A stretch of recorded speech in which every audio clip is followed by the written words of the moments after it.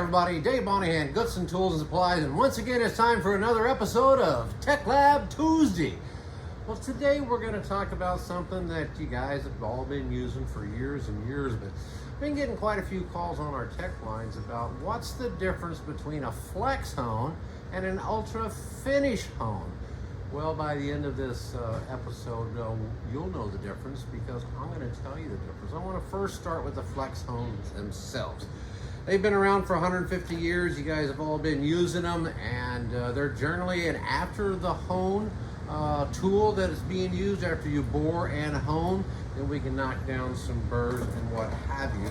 The majority of the time they're used for a deburring operation. Just to clean up a little bit. A lot of the re-ringing that goes on out there is utilized with a flex hone. Now these flex hones have these blobs or balls, however you want to call them. It's called a berry hone, it's called a flex hone, it's called a dingleberry hone, it's called a ball hone. It has a lot of different terms as far as street names that it's earned over the years, but these little abrasive balls, globule spheres as it were, are impregnated with abrasive.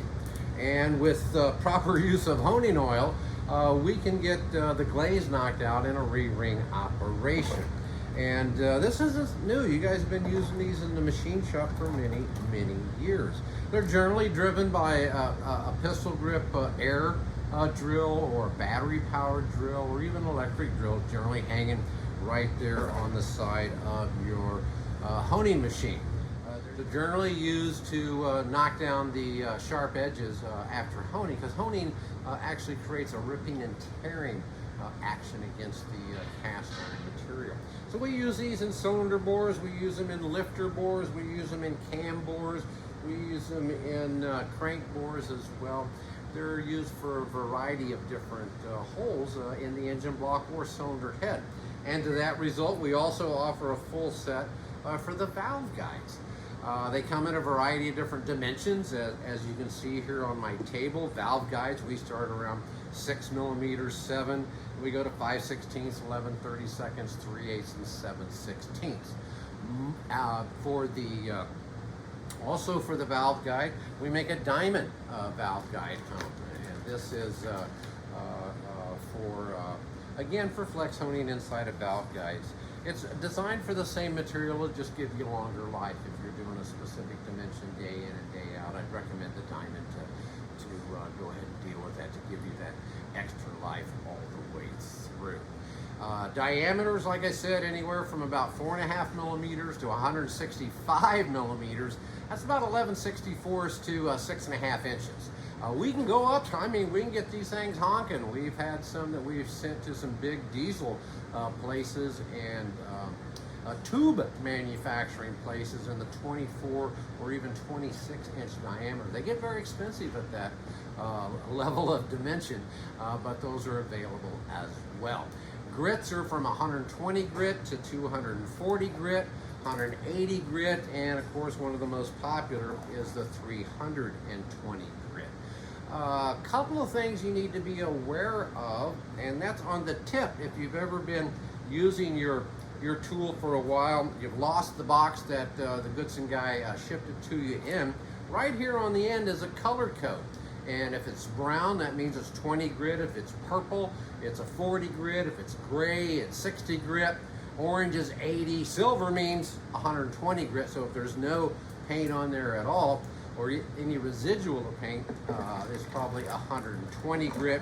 Red is 180 grit. Blue is 240, and white is the 320 grit. Like right here, you can see that that's a white paint mark on there, designating this to be 320 grit. Also, on the back of the shaft itself, it'll have another color code here that'll tell us if it's black, it's made from aluminum oxide. And if it's yellow, then it's made of a diamond material. And if there's no color on it at all, like on this particular case, then we know that that's for silicon carbide.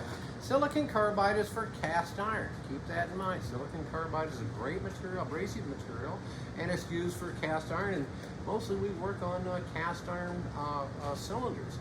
Even aluminum blocks have a cast iron sleeve in them, so we're still going to use the silicon carbide for that. Aluminum oxide is where we get into the harder materials, hard, like hard as Superman's kneecap. Then we're going to go with aluminum oxide. Your Nickel coating is like a diamond coating. That's what this is here. It's also 240 grit, aluminum oxide for Nickel, those hard dirt bike, jet ski, snowmobile, side by side. I think even NASCAR was playing with some Nickel. Your outboard engines, like for Mercury, they call that a Mercasil. And I guess if I was to create the coating, I could call it a Davisil, but we won't get into that. Right now it says Nickel and other hard materials is where we use the aluminum oxide for. So again, you got to have honing oil in this equation. If you're not using honing oil and you're using solvent, solvent seems to hang on to the grit and dirt a little bit more and carries it with it back through it in the form of a swarf. Where good clean honing oil actually allows that to settle away and not be reintroduced back into the deglazing or deburring process. So make sure you're running good clean honing oil every time you're using these type of brush research flex hones to deglaze or deburr your cylinders, your lifter bore, your cam bore, or your main bores.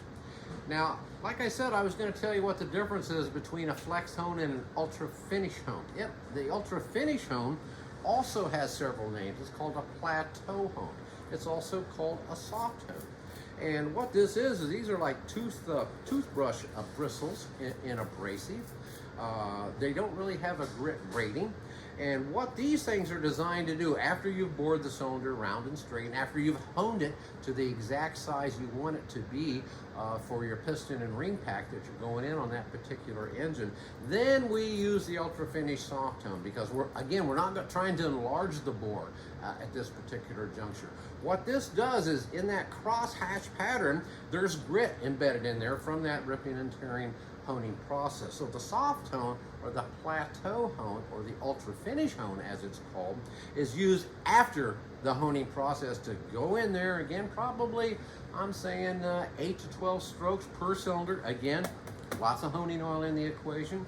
And we're going to take those microscopic peaks and valleys. I mean, it looks like the Rocky Mountains if you were to magnify that up.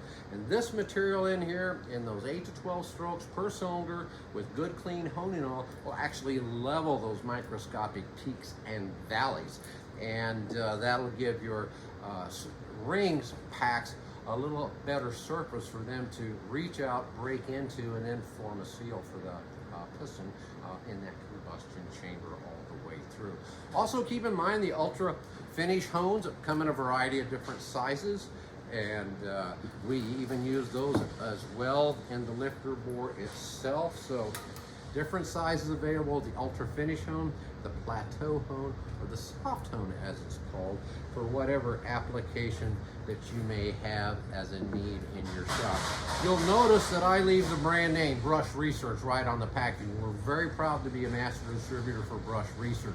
We probably stock more different diameters and grits than any other shop supply company in North America when it comes to offering you a choice when it comes to after boring, after final honing, to finish that cylinder and prep it correctly for the ring pack you're running on that particular application. So there's a lot more to it than, hey man, get me one of them dingleberry hones and ship it to my shop.